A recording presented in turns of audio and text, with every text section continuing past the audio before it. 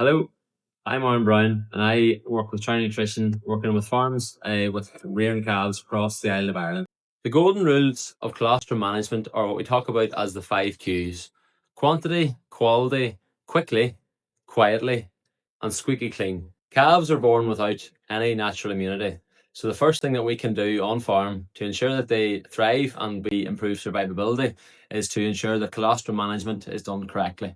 By getting colostrum right at the very beginning of life, we can support better growth rates in calves, improved health, reduced mortality, which helps us to reduce the cost of rearing, but also helps support better lifetime performance. The way that we assess colostrum quality is through observing colostrum IgG level, and this is basically the level of immunoglobulin G that's in it.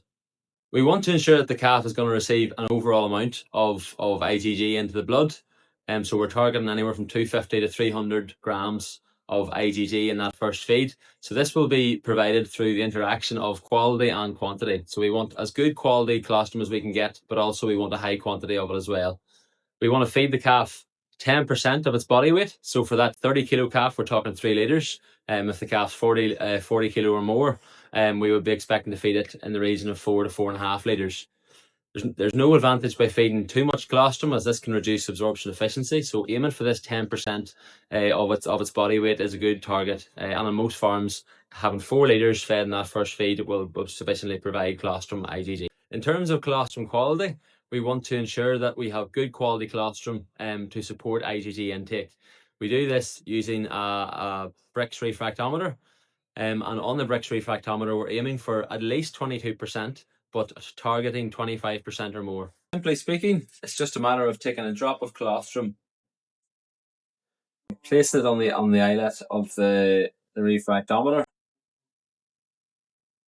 and then viewing where the line comes on the scale. If a cow calves down with a very low volume of colostrum and we don't have enough for the calves' overall requirements, there are multiple things that we can do to ensure we top that up. And that can be through stored colostrum, colostrum from disease-free cows with a good quality, that's stored and labelled. But also we can use alternative colostrum replacers. The quality of these vary, so it's important to check, I suppose, overall protein and fat levels and what's actually in them to ensure that we're feeding something that's going to support the calf. Storing colostrum is very beneficial to ensure that we have a spare supply in cases for cows that don't produce enough. But it's really important that we get the storage process in terms of freezing, but also thawing right, because at this point we can lose a lot of the quality in that colostrum. Bacteria in colostrum multiplies over time.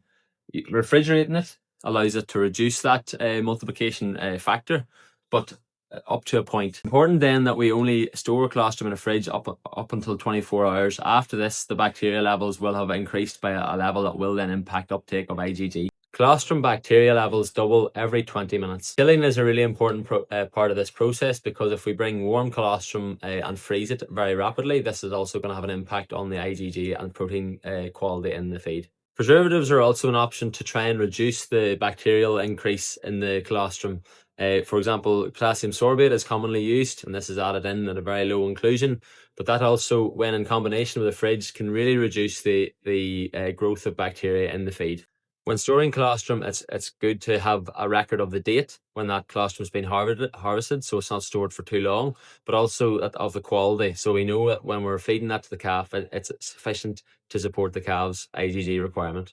Research shows that colostrum will maintain quality while in a freezer for up to 32 months. When thawing frozen colostrum, it's important that this is done gradually. So practically speaking, we might put the bottle of colostrum into a bucket of hot water. The water temperature shouldn't be any higher than 50 degrees to ensure we don't denature proteins at the outside of the feed. Practically speaking as well, if the bottle is flatter and it gives us a greater surface area, which will speed up the time to thaw it. The first feed of colostrum is really important. We can feed this to the calf either using a bottle and teat, or we can use a stomach tube. In the first 30 minutes after birth, it's much easier to get calves to actually suck the colostrum themselves and to take enough in that first feed.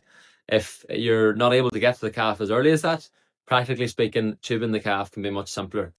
The second feed is less critical, but we can offer it to the calf, and if they take it, then it will improve immunity throughout that early period. However, it's important that we don't force feed any more than the first feed of colostrum, as this can lead to digestive upsets and challenges like abomasal distension, which can then cause further complications down the line. Timeliness is also a really important factor. We need to ensure the first feed is fed very quickly, and we're targeting to do that within the first 2 hours at best, and certainly within the first 6 hours.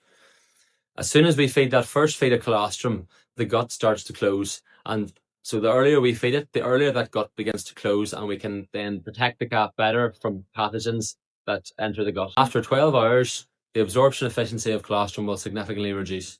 Aside from the quality of colostrum, the quantity, and the time in which we deliver it, the other two key factors that are really important and really affect how the calf is able to uptake the IgG is hygiene of the colostrum, but also stress of the calf during that period. High level of bacteria in the colostrum feed will compete with nutrients for absorption sites, and this can then impact how much can actually get across into the bloodstream.